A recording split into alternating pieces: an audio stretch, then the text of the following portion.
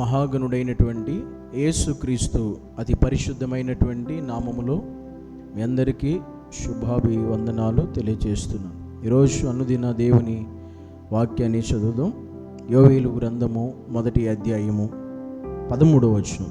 యాజకులారా, గోనె పట్ట కట్టుకుని అంగలార్చుడి, బలిపీఠమునొద్ద పరిచర్య చేయువారులరా రోదనము చేయుడి. నా దేవుని పరిచారకులారా, గోనె పట్ట వేసుకుని రాత్రి అంతయు గడుపుడి. నైవేద్యమును ప్రాణార్పణమును మీ దేవుని మందిరమునకు రాకుండా నిలిచిపోయెను. ఇక్కడ యోవేలు ప్రవక్త ద్వారా దేవుడు మాట్లాడుతున్న విషయం ఏంటి తెలుసా? ఈ రోజుల్లో, ఈ దినాల్లో క్రైస్తవులుగా, సేవకులుగా, దేవుని నమ్మినటువంటి వారులుగా మనం చేయవలసినటువంటి ప్రాముఖ్యమైన విషయం ఏంటో తెలుసా? గోనె పట్ట కట్టుకుని అంగలార్చుడి, రోదనము చేయుడి, బలిపీఠమునొద్ద పరిచర్య చేయువారితోనూ, దేవుని పరిచారకులతోనూ, పెద్దలతోనూ, ప్రతి ఒక్కరితో కూడా చెప్తున్న ప్రాముఖ్యమైన విషయం ఏంటంటే, ద్రాక్ష చెట్లు చెడిపోతున్నాయి, అంజూరపు చెట్లు వాడిపోతున్నాయి, దానిమ్మ చెట్లు, ఈత చెట్లు, జల్దరు చెట్లు, తోట చెట్లన్నీ వాడిపోయి నరులకు సంతోషమేమీ లేకపోయేను. నేటి దినాల్లో పరిస్థితి కూడా అలాగే ఉంది. ఇక్కడ ద్రాక్ష చెట్లు, అంజూరపు చెట్లు, దానిమ్మ చెట్లు, ఈత చెట్లు, జల్దరు చెట్లు, తోట చెట్లన్నీ కూడా పాడైపోతున్నాయి. కనుక దాని అర్థం ఏంటంటే, ఈరోజు క్రైస్తవ్యం లోకంలో అన్ని పరిస్థితులు కూడా పాడైపోయే పరిస్థితిలోకి వెళ్ళిపోతూ ఉన్నాయి.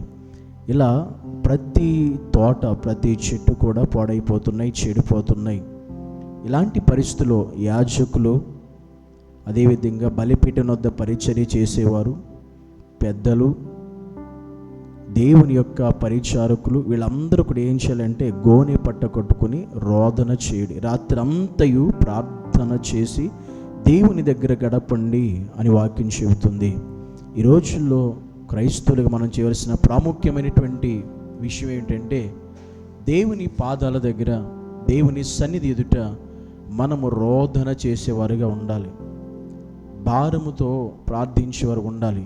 ఎందుకంటే పాడైపోయే ద్రాక్ష చెట్ల గురించి, అంజూరపు చెట్ల గురించి, దానిమ్మ చెట్ల గురించి, అనగా ఈత చెట్ల గురించి, జల్దరు చెట్ల గురించి, ఇవన్నీ కూడా క్రైస్తవంలో ఉన్నతమైనటువంటి పరిస్థితుల్లో ఉన్నవాళ్ళు, ఉన్నతమైన స్థానాల్లో ఉన్నటువంటి వారు, గొప్ప గొప్ప పరిస్థితులు ఉన్నటువంటి వారు అందరూ కూడా పాడైపోతున్నారు, చెడిపోతున్నారు.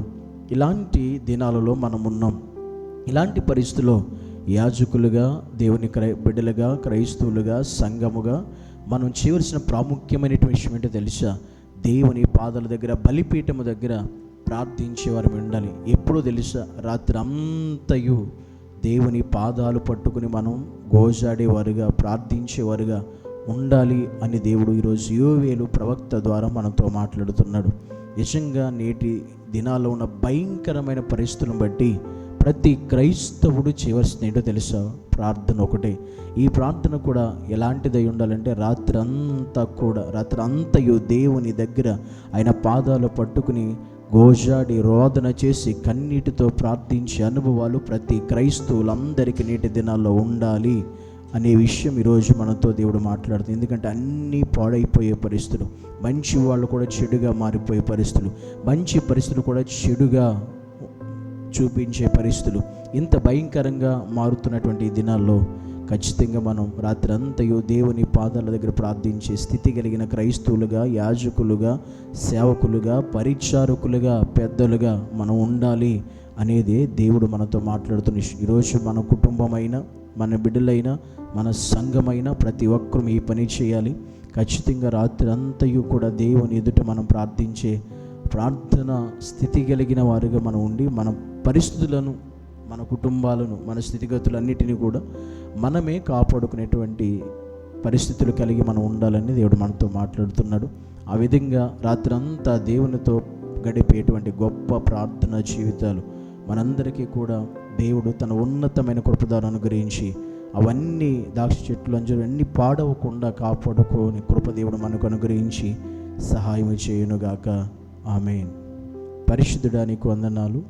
నీ సన్నిధిలో ప్రభువా, పరిస్థితులు ఇంత భయంకరంగా మారుతున్న ఈ దినాలలో నిజంగా మేము నీ సన్నిధానంలో రాత్రంతయు కూడా ప్రార్థించే ఆ స్థితి కలిగినటువంటి వారిగా వాళ్ళందరినీ సిద్ధపరచమని యేసయ్య నామాన్ని బట్టి ప్రార్థించి వేడుకుంటున్నాము తండ్రి.